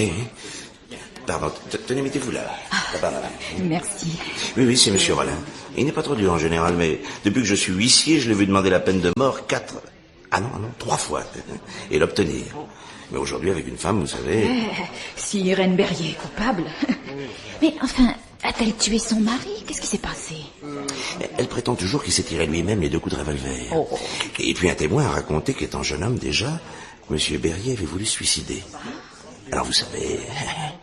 Vraiment, il y a des doutes. Bon, je vous demande de m'excuser, madame, mais il faut que... Oh, je vous en prie, et merci encore. Non, de rien, madame.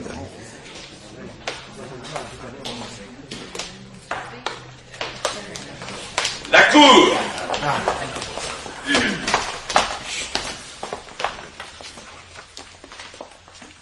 L'audience est reprise. Le Florence Vanier n'a pas encore été amené? La voiture cellulaire a du retard, Monsieur le Président. Bien. Alors introduisez le témoin, Madame Martine Perronnet. Venez à la barre, Madame. Venez, vous êtes Madame Martine Perronnet? Votre âge? Je suis née le 14 septembre 1933, j'ai 30 ans. Domicile? À Saint-Germain-sur-Morin, route de Paris. Profession? Couturière. Vous jurez de parler sans haine et sans crainte de dire la vérité, toute la vérité. Levez la main droite et dites « je le jure ». Je le jure. Madame, vous êtes une amie de l'accusé. Oui, Monsieur le Président. J'aime Irène comme une sœur. Voulez-vous parler plus fort, madame, s'il vous plaît? Oui. Voulez-vous rapporter à la Cour de façon précise ce qui s'est passé le dimanche 24 juin, quand vous avez vu arriver chez vous l'accusé, que vous n'attendiez pas, n'est-ce pas?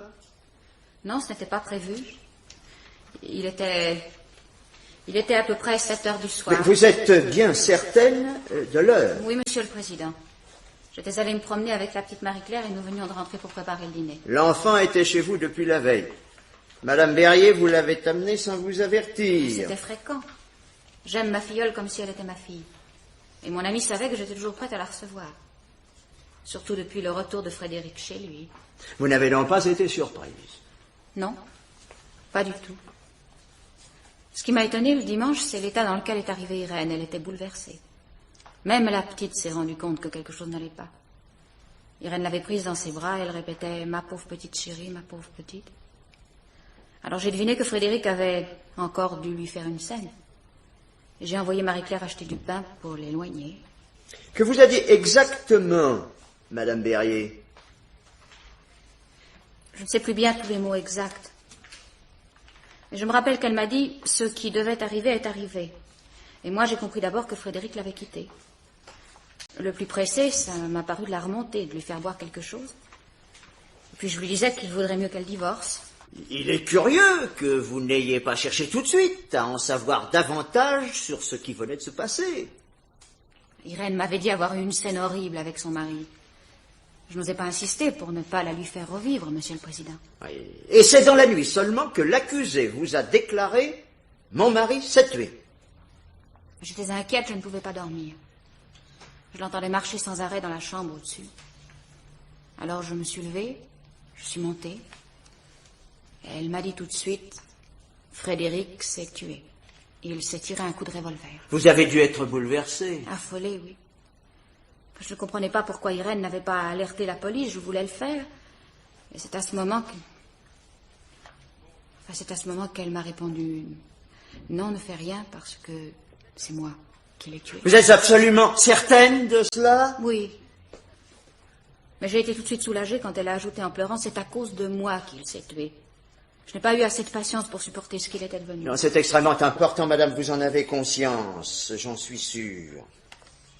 Ce sont les termes exacts dont s'est servi l'accusé. Je crois. Oui, Monsieur le Président. La défense. Une question, Monsieur le Président. Je voudrais savoir si le témoin rencontrait souvent Frédéric Berrier. Non, pas souvent. Déjà parce que j'habite assez loin. Et puis parce que je suis l'amie d'Irène, pas celle de Frédéric. Quelle était l'attitude de Monsieur Berrier à l'égard du témoin? Son attitude? Oui. Simplement cordiale? C'est-à-dire... J'aurais préféré garder ça pour moi.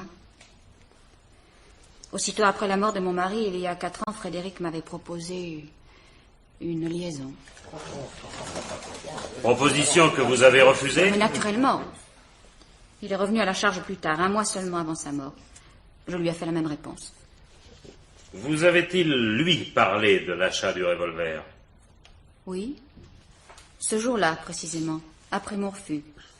Et il m'a dit en riant, à la bonne heure, vous êtes prudente, vous savez qu'Irène a acheté un revolver. Et si elle vise mieux que Florence Vanier, nous y passerions tous les deux. Je demande pardon, Monsieur le Président. Monsieur Berrier a bien dit Irène a acheté un revolver. Oui, maître. Vous ne devez pas vous adresser directement aux avocats. Et l'accusée, elle, vous en avait-elle parlé? Oui. Elle m'avait dit, Frédéric a tenu absolument à ce que j'achète un revolver. Je ne voulais pas, mais c'est plus prudent. Je vous remercie, madame. Rien à ajouter? Messieurs, plus de questions? La Cour vous remercie, madame. Florence Vanier est-elle arrivée? Oh oui, Monsieur le Président. Bon, qu'on la conduise ici, alors. Je peux m'en aller, Monsieur le Président? Vous pouvez demeurer dans la salle, madame. Garde, accompagnez Florence Vanier jusqu'à la barre. Bien, vous vous appelez Florence Vanier et vous avez 40 ans.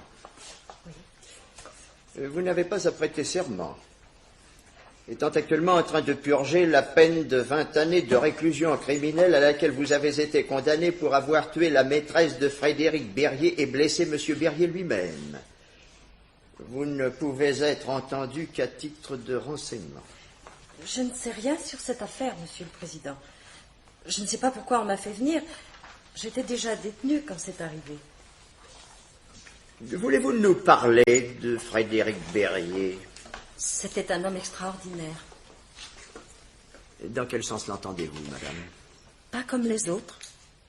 Je l'aimais et j'étais très jalouse. J'avais toujours peur qu'il me quitte pour une autre. Je le questionnais.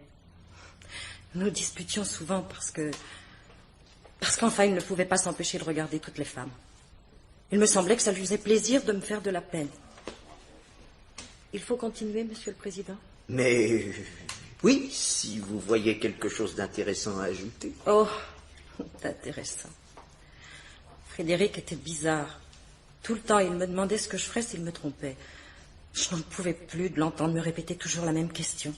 Et que lui répondiez-vous? Le plus souvent, je ne lui répondais même pas. Mais à 2 ou 3 reprises, comme il revenait toujours à la charge, je lui ai dit que je le tuerais. Connaissiez-vous l'accusé? Non. Frédéric me parlait quelquefois de sa femme, rarement. Il ne voulait pas qu'elle apprenne mon existence, pour ne pas lui faire de peine. Il avait de ses délicatesses pour elle, mais pas pour moi. Oui, je vois mal l'intérêt de cette déposition pour la Cour. La défense, une question? C'est vous, maître Giquel, qui avez demandé que Florence Vanier soit entendue? En effet, Monsieur le Président. Je voudrais que Florence Vanier nous décrive le comportement de Frédéric Berrier immédiatement avant leur rupture. Je voudrais savoir s'il lui a caché qu'il la quittait pour aller vers une autre femme. Voulez-vous répondre à la question de la défense? Oui, Monsieur le Président. Frédéric a tout fait pour que je sois au courant. Lui avait-il dit de quelle femme il s'agissait? Oui. Une jeune fille qui était manucure. Elle habitait à Vaugirard. Il m'avait dit qu'il la rencontrait chez elle. Et avait-il précisé à quel moment? Oui. Et il m'avait donné l'adresse. J'étais d'autant plus jalouse. J'allais les guetter.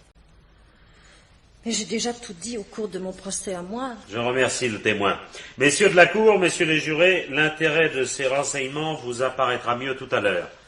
Mais d'ores et déjà, ils éclairent d'un jour plus précis le portrait de Frédéric Berrier. Plus de questions, messieurs? Bien, garde. Emmenez mademoiselle Vanier. Voulez-vous maintenant appeler monsieur Claude Granger? Oui, Monsieur le Président.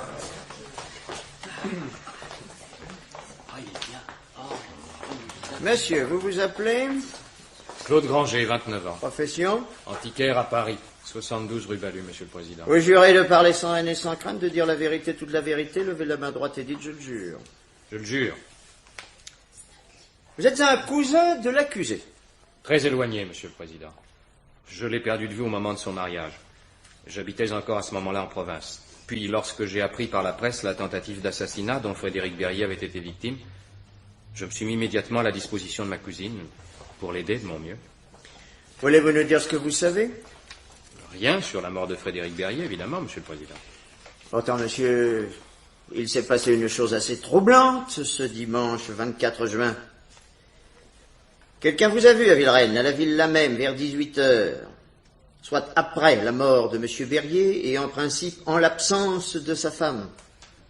En effet, je suis allé là-bas en coup de vent à cette heure-là, je n'en ai pas fait mystère. Si, monsieur, vous avez commencé par en faire mystère. Jusqu'à ce que vous appreniez qu'on vous y avait vu. Vous avez été reconnu par ce même voisin qui, vers 15h, se reposait au fond de son jardin et a entendu les 2 coups de feu qu'il a pris pour des pétards. À 18h, ce témoin promenait son chien dans la rue et il a remarqué votre voiture en stationnement devant la propriété. Voiture qu'il avait déjà vue à diverses reprises. La marque peu répandue en France l'avait frappé. C'est possible, Monsieur le Président. Il s'est rappelé avoir vu un homme sortir de la maison, au moment où il passait. Je le répète, vers 18h. Donc, vous étiez entré? Oui, puisque les portes étaient ouvertes. J'étais très surpris de ne voir personne. Vous avez donc dû monter jusqu'au premier? Oui, naturellement. Et en fait, c'est vous qui avez découvert le corps le premier. Et vous n'avez rien dit, rien fait. Vous êtes reparti chez vous. En effet. Votre réaction, ou plutôt votre manque de réaction, est pour le moins surprenant. Heureusement qu'on a pu vérifier votre emploi du temps à l'heure où Frédéric Berrier est mort. Votre présence sur les lieux pouvait vous compromettre gravement. Elle s'explique mal. Pourquoi êtes-vous allé chez votre cousine ce dimanche-là? Par hasard? Si on veut. Aviez-vous rencontré Madame Berrier ou communiqué avec elle? Non, je n'ai pas vu Madame Berrier ce jour-là. Seulement sa voiture. Sa voiture? Où l'avez-vous vue? J'étais sorti dans l'après-midi, je revenais chez moi à pied. À quelle heure? Environ 4h15, je pense. En arrivant à proximité de mon immeuble, j'ai reconnu la voiture qui démarrait. Une décapotable, avec Irène, avec Madame Berrier au volant. Je l'ai appelée, mais elle ne m'a pas entendu, naturellement. Alors vous vous êtes inquiété de cette visite? Inquiété? Non, pas vraiment, Monsieur le Président, il n'y avait aucune raison. Il lui arrivait de me dire bonjour en passant. J'ai attendu que s'écoule le temps nécessaire au trajet Paris-Villerennes, et puis à plusieurs reprises, j'ai essayé de lui téléphoner chez elle pour lui dire qu'elle m'avait manqué de peu. Il n'y avait personne. Enfin, vous vous êtes tout de même inquiété, puisque vous êtes accouru aussitôt. Non, je n'avais rien de particulier à faire. J'ai pris ma voiture et je suis allé jusque là-bas. Qu'avez-vous pensé en découvrant le corps de M. Berrier? J'étais bouleversé, naturellement. J'ai pensé à un suicide ou à une attaque de malfaiteurs.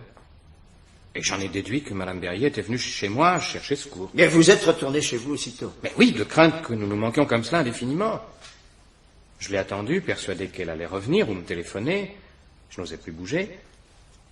Je l'ai attendue ainsi toute la nuit et c'est au matin que j'ai tout appris par un coup de fil de Mme Perronnet.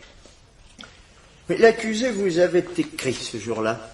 On me l'a appris à l'enquête. Je n'ai pas reçu la lettre. Mais évidemment, puisqu'elle a été trouvée avec son enveloppe timbrée dans un sous-main appartenant à Mme Berrier. Elle était datée du matin. L'accusé a prétendu avoir eu l'intention de la poster dans la soirée et puis l'avoir complètement oubliée lorsqu'elle a quitté la maison précipitamment après le drame. Usant de mon pouvoir discrétionnaire, je vous donne lecture de cette lettre. La voici. Je vous demande, monsieur, d'être très attentif. Oui, Monsieur le Président. Mon cher Claude, je n'en peux plus. Il n'y a qu'à toi que je puisse me confier totalement. À toi qui sais toute ma vie. Je suis arrivé au bout de mon courage.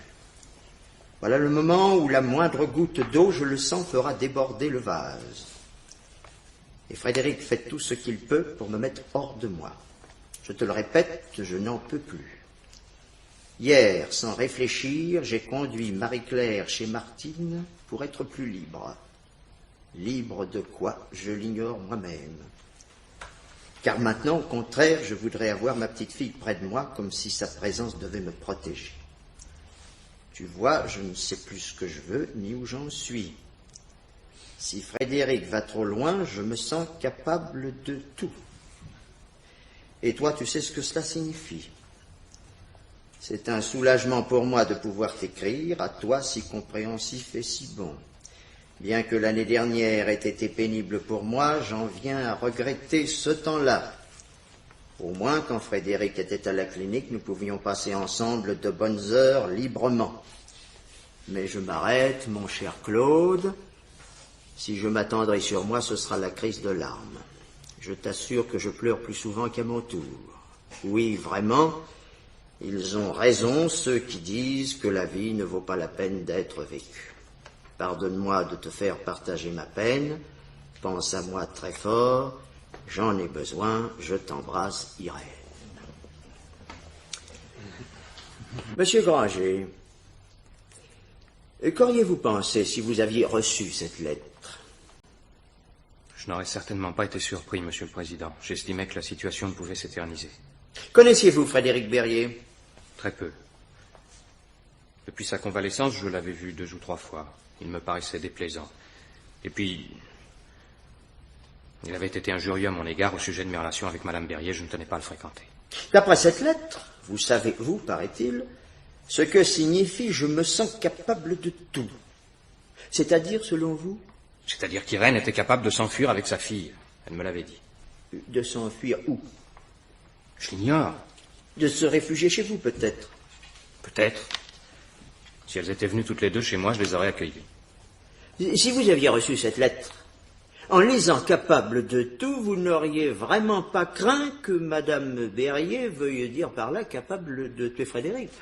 Non, certainement pas, Monsieur le Président. Monsieur, n'avez-vous jamais proposé à l'accusée de l'épouser si un jour elle était ou se rendait libre? Non, Monsieur l'avocat général, jamais. Et cela en dépit de mon affection pour elle. Je me rends parfaitement compte que ma présence est compromettante pour Madame Berrier. Il est toujours très difficile, messieurs, de prouver que l'on n'est pas l'amant d'une femme. Surtout d'une femme que l'on voit presque tous les jours pendant près d'1 an. Cependant, j'affirme n'avoir jamais été l'amant de Madame Berrier, et j'ose même ajouter ceci. Je n'admets pas que l'on puisse mettre ma parole en doute.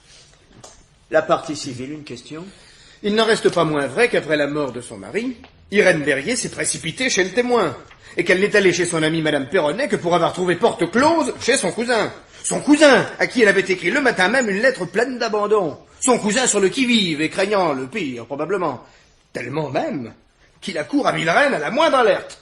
La défense, maître Giquel? J'attire l'attention de la Cour et de messieurs les jurés sur ceci.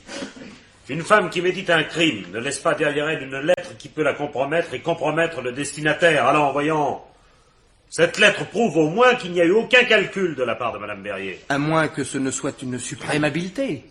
Irène Berrier, vous avez omis de nous dire vous-même que vous vous étiez rendu à Paris avant d'aller à Saint-Germain.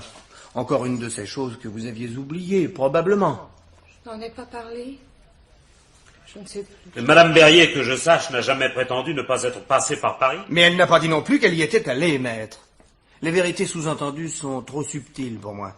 Je veux la vraie vérité, au lieu de celle que l'accusé s'est fabriquée. Oh, de toute façon, vous vous refusez de la croire, alors? Plus de questions, messieurs? Non? La Cour vous remercie. Je voudrais ajouter encore un mot, Monsieur le Président. Mais je vous en prie. Voici. J'ai parlé de mon affection pour Madame Berrier. Je l'estime aussi pour son courage et sa patience.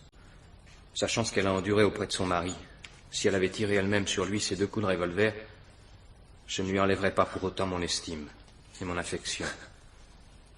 Et si elle l'avait fait, messieurs, je la supplierais de le dire.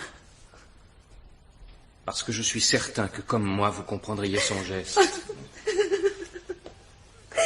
Oh, je n'en peux plus, je n'en peux plus. Claude, c'est trop. Qu'on me laisse tranquille, je n'en peux plus, c'est moi. C'est moi qui ai tiré.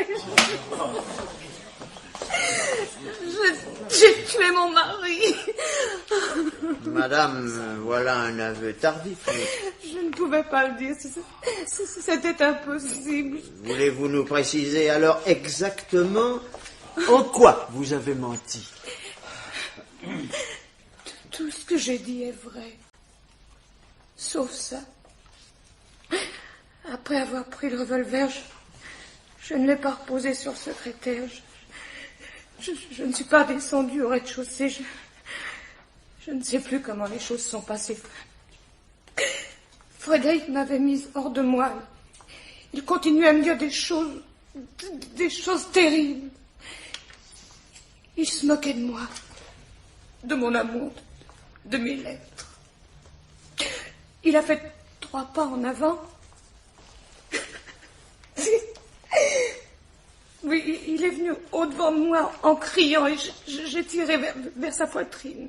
Sans viser vraiment, j'ai tiré 2 fois.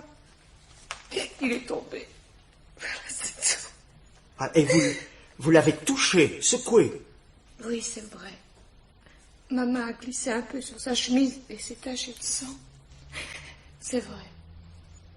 Tout le reste est vrai. Vous aviez reposé l'arme sur le rabat du secrétaire? Oui. Vous êtes alors descendu comme une folle dans la cuisine? Oui. Vous avez bu de l'eau? Oui. Et puis vous êtes remonté et la vue du revolver sur le rabat du secrétaire vous a dégrisé. Froidement, vous avez médité de maquiller votre crime en suicide. Oui, mais pas froidement. Enfin, ça ne fait rien, qu'on en finisse. Vous avez posé l'arme à côté de la main de votre mari. Oui, c'est ça. Vous êtes allé dans la salle de bain, vous lavez les mains, lavez cette tache de sang qui avait déjà signé votre forfait sans que vous vous en rendiez compte. Oui, je ne me rendais pas compte. Et vous avez pris la fuite, courageusement. Oui, je suis partie. Vous n'aviez pas mis Monsieur Claude Granger au courant de votre projet criminel? Il n'est pas accouru pour voir? Non. Non, puisqu'il n'y avait pas de projet. Oh, je vous en prie. Pour le reste, j'ai dit la vérité. La défense? Eh bien, vous l'avez toute entière, cette vérité que vous réclamiez, maître Boisguérin. Et de vous acharner encore. Que voulez-vous de plus? Je vous en prie. Voilà, c'est tout. J'ai tout dit. Je voudrais qu'on me laisse maintenant. J'ai tout dit. Je ne dirai plus rien. S'il vous plaît, un peu de silence! Vous êtes certaine, madame, de n'avoir rien à ajouter? Je ne dirai plus rien. Pas d'autres questions à poser, messieurs? Bien. La Cour vous remercie, monsieur Claude Granger. Vous pouvez demeurer dans la salle. Garde, faites retirer l'accusé. L'audience est suspendue.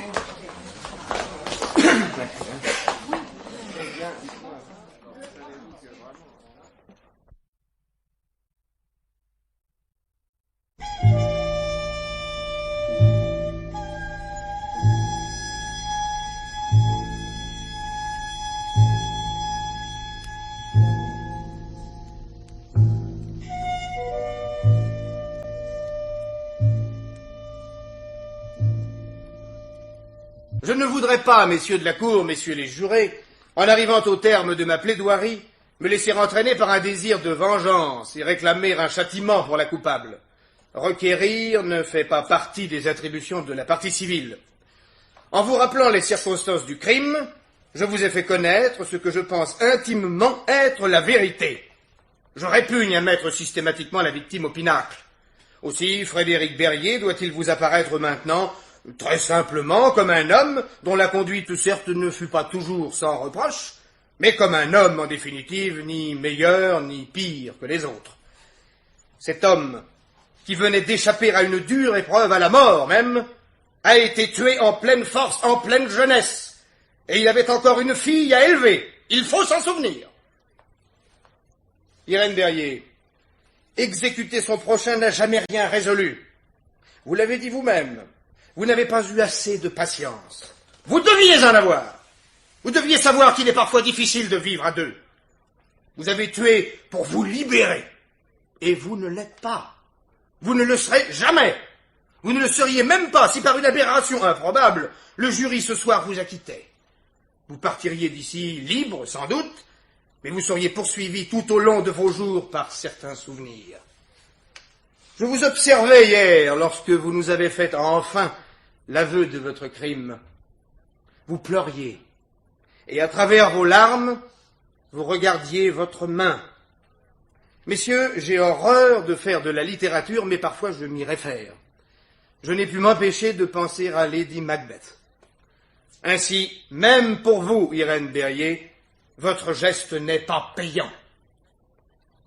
Messieurs de la Cour, messieurs les jurés, vous allez vous réunir tout à l'heure pour de difficiles débats. Gardez présent à l'esprit qu'il s'agit de juger non seulement une criminelle, mais aussi un crime. Un homme qui ne demandait qu'à vivre a été tué.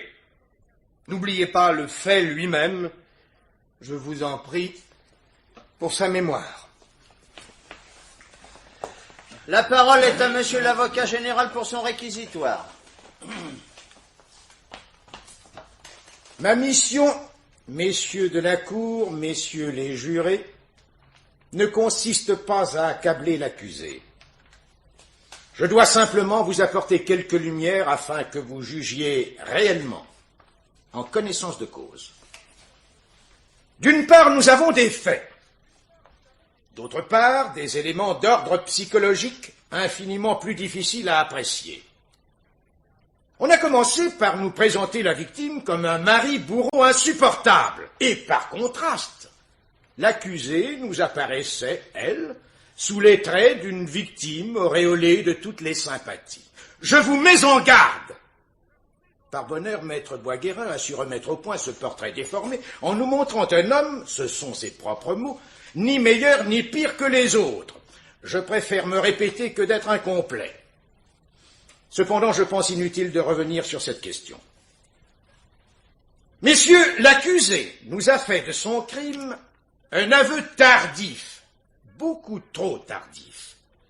Mais elle ne nous en a point avoué la préméditation. Or, elle a commis un assassinat. Oui, elle a médité son acte, et longuement. Tout nous porte à le croire. Frédéric Berrier a l'impression que sa femme veut se débarrasser de lui. Il l'a dit, il l'a répété. J'ai là une lettre qu'il écrivit à son frère en mai 62.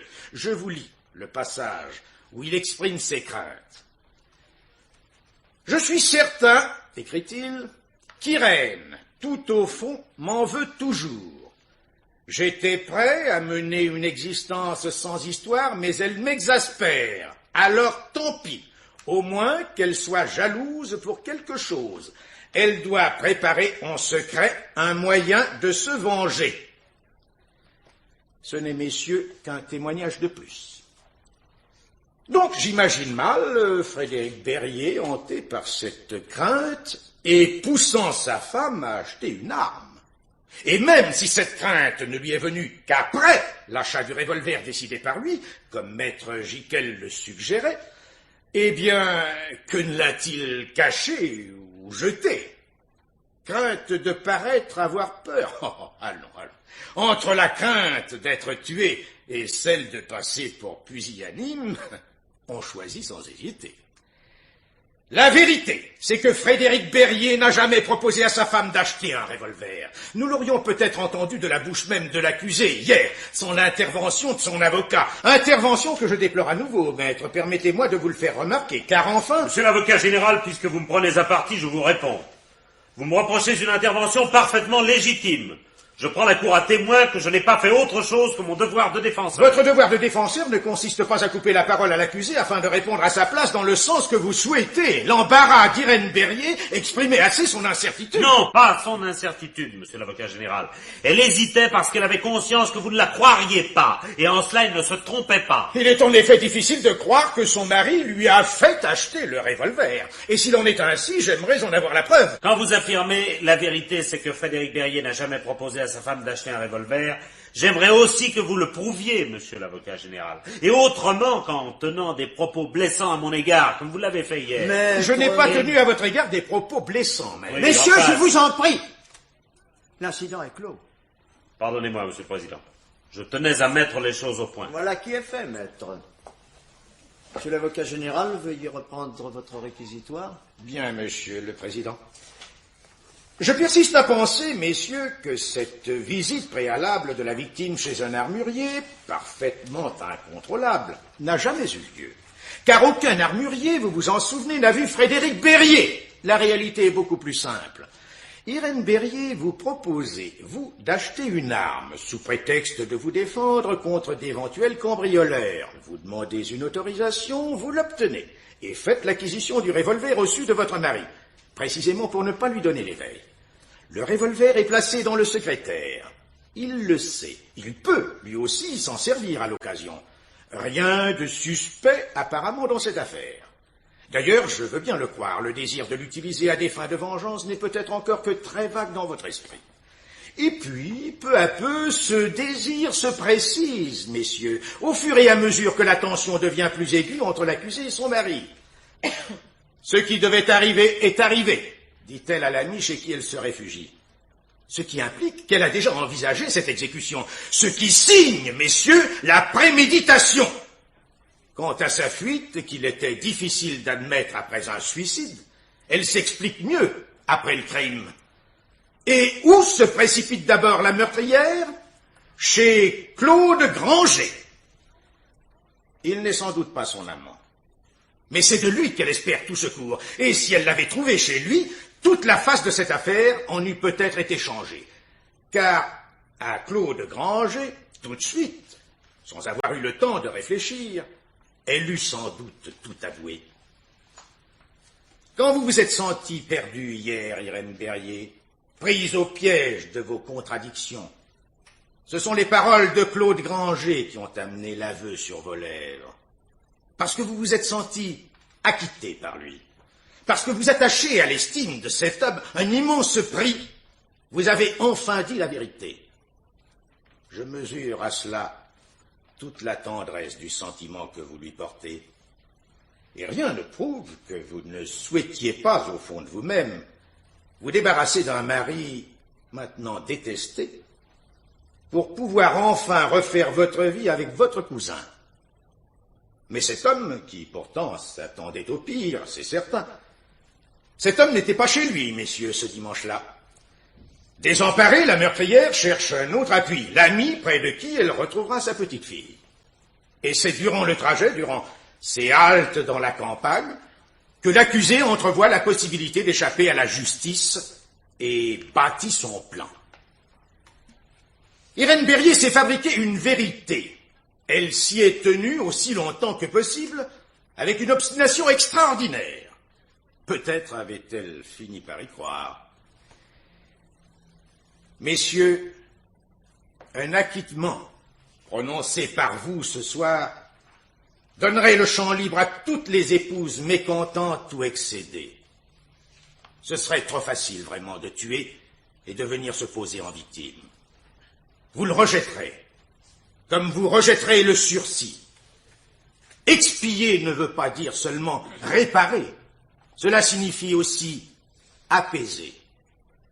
Irène Berrier doit expier et rentrer dans la vie apaisée.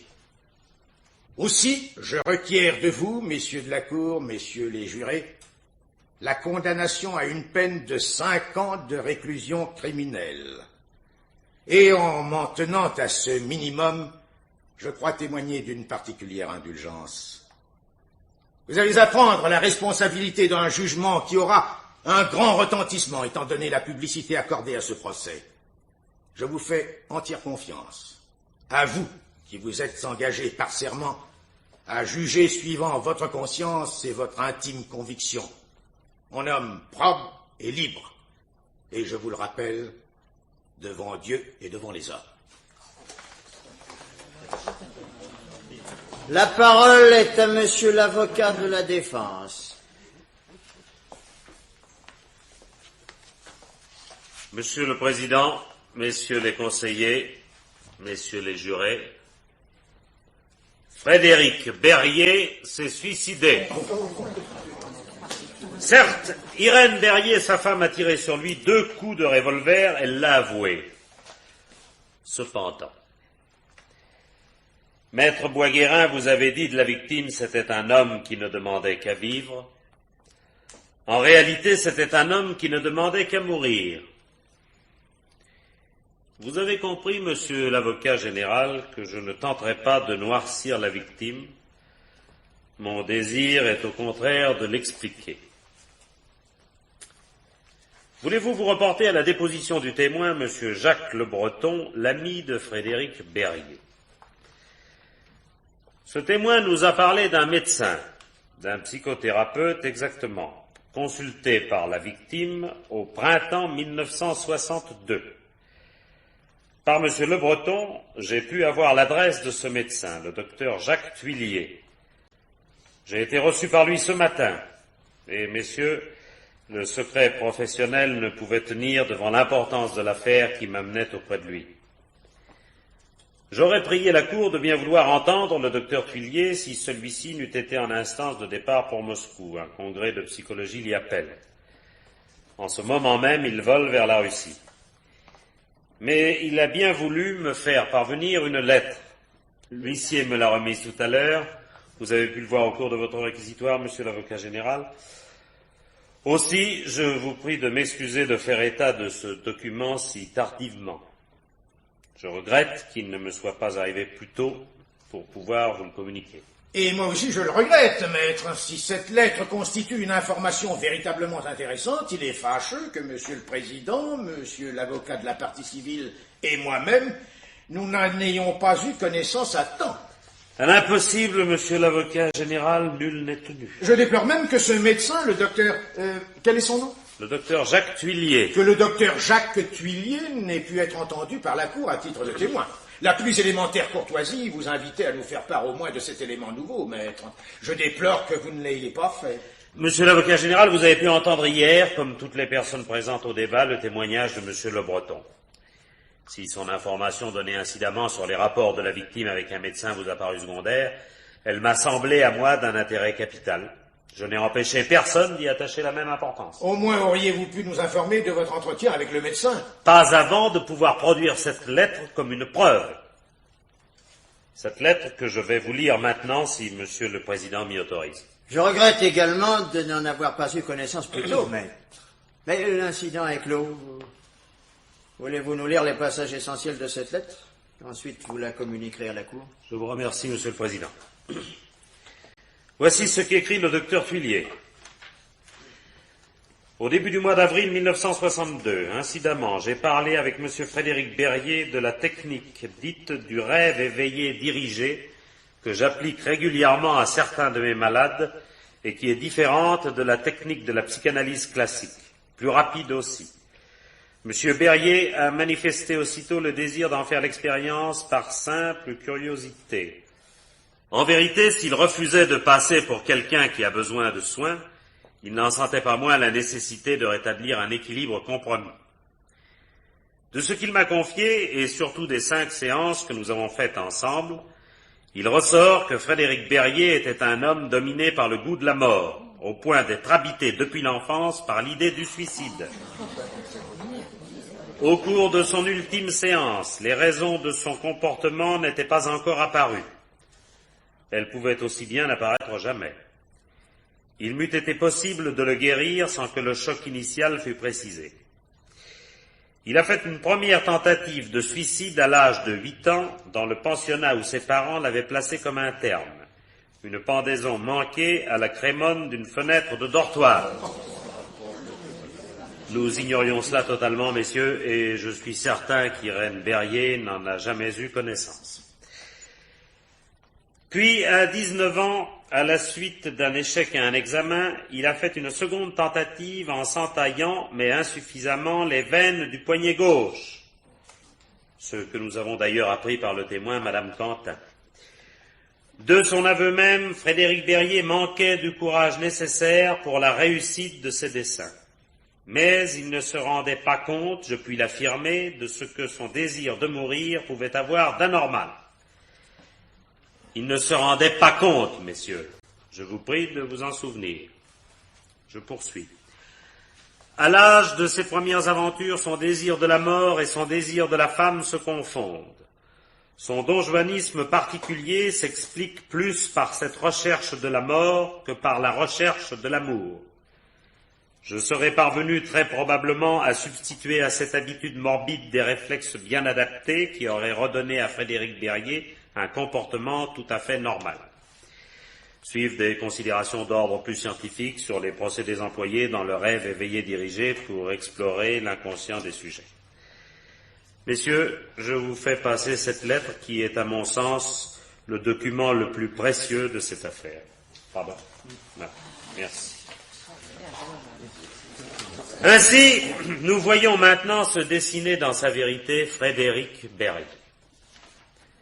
La pressentant déjà, cette vérité, sans pouvoir étayer ma conviction de façon concrète, j'ai posé hier au médecin expert, le docteur Lamotte, une certaine question. Souvenez-vous-en, messieurs. Une question relative aux victimes qui, souhaitant pour une raison ou une autre quitter la vie, poussent en toute conscience quelqu'un au crime. Le docteur Lamotte l'a reconnu, cela se rencontre parfois. Eh bien, je l'affirme, Frédéric Berrier a amené sa femme à le tuer, mais chez lui, ce désir est demeuré inconscient.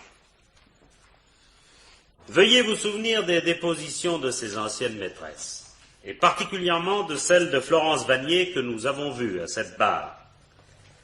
Les interrogatoires des autres femmes ont été consignés au rapport, et de tous ces témoignages, il ressort, et là je le dis sous le contrôle de la Cour qui a le dossier entre les mains, il ressort que Frédéric Berrier s'arrangeait toujours pour rendre follement jalouses toutes ses maîtresses, et il les choisissait d'ailleurs extrêmement jalouses et vindicatives.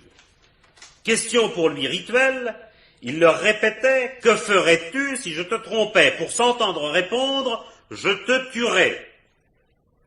Frédéric Berrier a persécuté sa femme de toutes les manières. Il l'excite elle aussi à la jalousie. Et enfin la pousse à la révolte en l'accusant à tort d'avoir des relations déshonnêtes avec son cousin Claude Granger. Accusé à tort. Ah, d'instinct, il a trouvé le point sensible. L'injustice, dont elle a gardé, on nous l'a dit, une horreur quasi enfantine. Aucun témoin ne peut confirmer le caractère odieux des scènes qui éclatent fréquemment entre les deux époux. Vous l'avez souligné, monsieur l'avocat général. Et que peut-on à cela? Ces sortes de scènes n'ont-elles pas lieu généralement dans l'intimité? Et comment s'en étonner? Monsieur l'avocat général, vous voyez l'indice d'un désir de vengeance dans la réaction de madame Berrier lors du premier drame. Dommage qu'elle l'ait raté. Cri du cœur, avez-vous dit? Sans doute. Celui d'un cœur atteint au plus sensible. Rien d'étonnant à ce qu'elle ait manifesté quelque mépris à l'égard d'un homme qu'elle avait aimé et qui lui apparaissait soudain si peu estimable. Sa générosité n'est pas une façade. Pour tout effacer, il faut vraiment qu'elle soit généreuse, car il ne s'agit pas chez son mari d'une aventure accidentelle et guérie, il menace de recommencer. Combien de femmes auraient supporté cela, même pour assurer la tranquillité de leur enfant? Eh bien, Irène Berrier, elle, supporte tout. Et pendant 1 an, elle s'appuie sur l'amitié désintéressée de son seul parent, Claude Granger. Songez que si elle avait quoi que ce soit à se reprocher quant à leurs relations, elle vous les aurait cachées. Et c'est encore à Claude Granger qu'elle écrit la lettre émouvante que vous connaissez. Non, messieurs. Non, quand on projette froidement un crime, on n'écrit pas une lettre aussi compromettante. Irène Berrier se voit encore reprocher le choix de ce dimanche de solitude. Mais il n'y a pas de choix. De même que Frédéric Berrier court vers l'accomplissement d'une destinée qu'il provoque sans le savoir, de même sa femme participe à cet accomplissement sans comprendre. Le quartier est désert. Maria Quentin est absente. Marie-Claire a été conduite chez sa marraine à l'improviste la veille, comme cela arrive très souvent, on nous l'a dit. Eh bien oui. Ce sont là de petits faits tout naturels. L'enchaînement de ces faits aurait pu se présenter autrement, mais peu importe. Il y aurait toujours eu un moment où Frédéric Berrier aurait provoqué la colère de sa femme. Il ne demandait qu'à poser des banderilles. Un prétexte en valait un autre. Prétendre vouloir brûler, et avec quel mépris, quelle vulgarité, les lettres d'amour et les photos, c'est bien jouer le jeu le plus dangereux. Ces lettres qui se trouvent précisément dans le secrétaire, comme le revolver. Il le lui désigne, il la pousse à bout, l'injurie. Et l'on reproche à Irène Berrier d'avoir quelques défaillances de mémoire à propos de ces minutes terribles. Mais elle était hors d'elle-même. C'est dans un geste inconscient qu'elle a tiré. Aujourd'hui, cette femme pleure, accablée. Elle regrette. Et elle demande pardon par ma voix. Je répugne, Monsieur le Président, Messieurs les conseillers, Messieurs les jurés, à faire du mélodrame en vous parlant d'Irène Berrier et de sa petite Marie-Claire.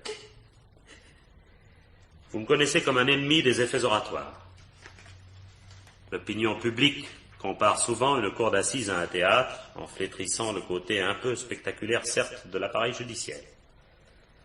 Ce mot de théâtre me gêne quand je pense que dans ce drame, la liberté du personnage principal est en jeu. Je n'ai pas, voyez-vous, l'impression de plaider. Il me semble que, très simplement, je converse avec chacun de vous. Et à chacun de vous, je dis ceci. Il y a quelque part dans Saint-Germain une enfant de 10 ans qui sait seulement que son père est mort et qui ignore tout de cette triste affaire. Elle attend le retour de sa maman partie pour un très long voyage. Pensez à l'avenir de Marie-Claire. Vous avez demandé, monsieur l'avocat général, qu'Irène Berrier expie et s'apaise. Expier, c'est déjà fait. Elle n'a pas déposé de demande de mise en liberté provisoire. Elle aurait pu le faire. Mais non. Elle a vécu déjà, journée après journée, nuit après nuit, 16 mois de détention. Le temps de réfléchir, de regretter. Il arrive souvent que la vie ne distribue pas aux êtres humains un très beau rôle. Oh, je n'ose vous parler de fatalité, et pourtant, c'est une mauvaise chance que d'être un Frédéric Berrier, victime, ou une Irène Berrier, victime, elle aussi. Car il fallait nécessairement une Irène à l'achèvement du destin de son mari. Si par un acquittement pur et simple, vous permettez ce soir à l'accusé de sortir libre de cette épreuve, vous rendrez bonne justice. Je vous le demande, cet acquittement. Je vous le demande, messieurs, pour faire échec à la mauvaise chance d'Irène Berrier.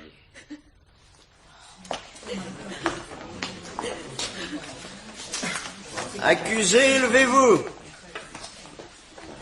Avez-vous quelque chose à ajouter pour votre défense? Non, Monsieur le Président, non. Je regrette ce que j'ai fait. Non, je n'ai rien à ajouter. Je déclare les débats terminés. La Cour va se retirer pour délibérer. Mesdames, Messieurs les jurés, voici les questions auxquelles vous aurez à répondre. L'accusée est-elle coupable d'avoir, le 24 juin 1962, à Villereine, volontairement donné la mort à son mari, Frédéric Berrier? A-t-elle agi avec préméditation? Existe-t-il des circonstances atténuantes en faveur de l'accusé? Je vous donne lecture de l'instruction suivante. La loi ne demande pas compte aux juges des moyens par lesquels ils se sont convaincus. Elle ne leur prescrit pas de règles desquelles ils doivent faire dépendre particulièrement la plénitude et la suffisance d'une preuve. Elle leur prescrit de s'interroger eux-mêmes dans le silence et le recueillement et de chercher dans la sincérité de leur conscience quelle impression ont faite sur leur raison les preuves apportées contre l'accusé et les moyens de sa défense. La loi ne leur fait que cette seule question, qui renferme toute la mesure de leur devoir. Avez-vous une intime conviction? Garde, faites retirer l'accusé. L'audience est suspendue.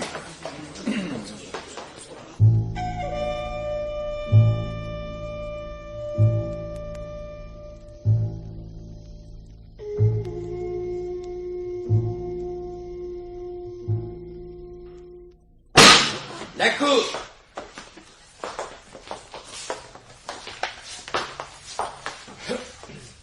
L'audience est reprise. Accusé, levez-vous. Je vous donne la lecture du verdict. Voici les réponses faites aux questions posées et l'arrêt délibéré en commun. Oui à la première question à la majorité de 8 voix au moins.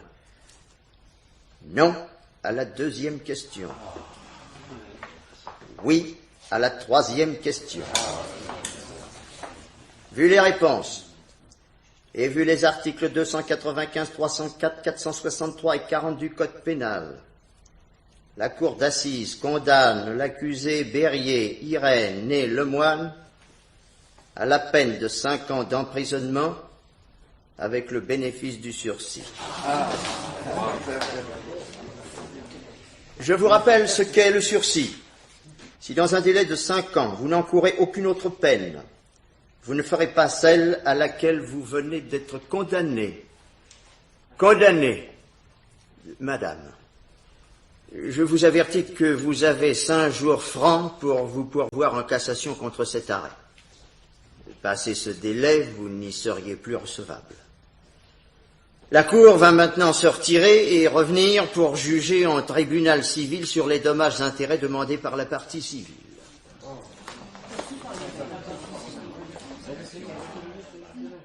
Oh, maître, merci. Je ne sais pas comment vous dire. Mais je vous en prie, chère madame. Je suis très heureux. Pendant la suspension d'audience, votre cousin Claude Granger m'a chargé de vous prévenir, pour le cas où vous seriez libre, qu'il vous rejoindra tout à l'heure au greffe du tribunal. Ah, il viendra. Merci. Mais est-ce que je vais pouvoir vivre, moi, maintenant ?